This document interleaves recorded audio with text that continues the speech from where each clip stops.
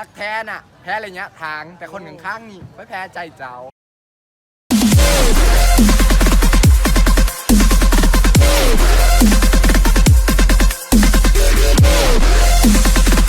เอาสบายดีเนาะวันนี้เราก็มาอยู่ที่ตลาดในบาซ่าซึ่งวันนี้เราก็จะมีนี่ว่าเอาถามคำถามเนาะสิว่าถามคุณครับแค่นะสำหรับเขาแพงเงิน อันดับหนึ่งก็เรื่องเงินก็มีส่วนอยู่แต่ส่วนมากนี่เน้นอยู่นำกันรายกว่า หักแท้น่ะแพ้ระยะทางแต่คนข้างๆนี่ไม่แพ้ใจเจ้าต่อทาง มาระยะทางน่ะมันไกลแต่ระยะห่างของหัวใจนั้นมีแต่เจ้า เสียบไปอีกเสียบไปอีกหรือคำถามดีก่อนนั้นสมองเสื่อม ยังมีอย่างทีแบบบ่คนทางไกลบ่ อยากบอกคนอยู่ไกลว่าภายในใจคิดฮอนห้าแต่เจ้า แหน่ มาแล้วไล่คนนี้ อย่างไรวะ อยากบอกเป็นคนนครหลวงเวียงจันทน์เหมือนคน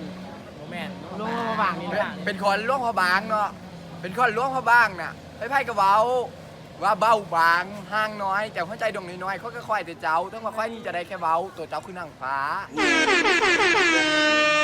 เอาข้อคำคมดูดู จัดอาทายได้ เน็ตไอดอลต้องขบาง จัดท้ายเลยเด้อกับคำคมที่มีอยู่ว่าโรตีมีใส่ไข่หัวใจมึงมีไฟรักก๋วยเตี๋ยวยังมีใส่ผักถ้าคิดจะรักน้องต้องใส่ใจที่ไม่มีคำพูดอะไรนอกจากคำว่าเชื่อใจและรู้ใจอยากให้น้องมาสัมผัสอยู่ใกล้ๆเพื่อคนรู้ใจจะเป็นพี่บาย หักแท้แพ้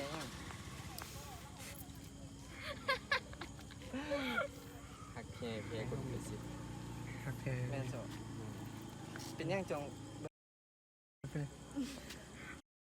เพราะว่าจะอยู่กันตลอดผู้นี้ดิ หากแกเป็นคนเอาใจ ไปอีกอย่างได้เลย แล้ว ปกติ ระยะทางนี้มีส่วนให้เฮาผิดเที่ยงกันบ่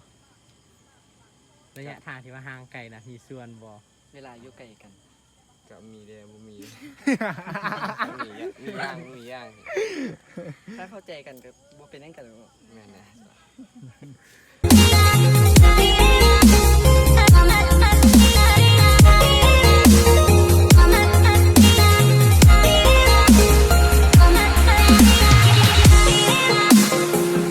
เอาคลิปเฮากันจบเพียงเท่านี้เนาะซึ่งจะได้การกดไลค์กดแชร์แล้วก็ Subscribe Subscribe แล้วก็กดกระดิ่งแจ้งเตือนไว้แล้วก็เป็นกำลังใจให้พวกเราได้เนาะเพื่อมีคลิปต่อไป ต่อไปมีอย่างกะ